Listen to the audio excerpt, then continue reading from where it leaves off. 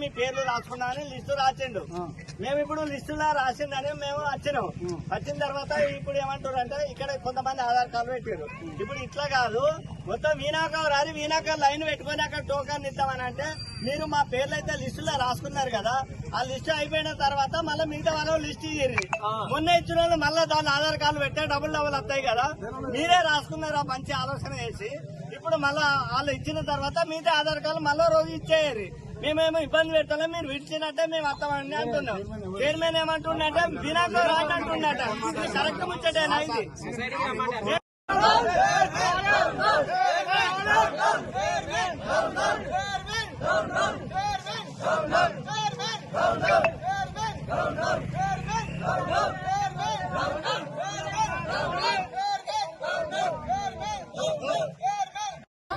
అలా రైతులు ఈ రోజు యూరియా గురించి చాలా ఇబ్బంది పడి ఎంత అంతే అంత చాలా ఇబ్బంది పడతారు.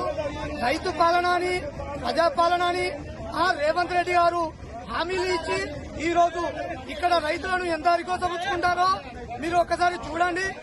రైతులు యూరియా గురించి చాలా ఇబ్బంది పడుతున్నారు.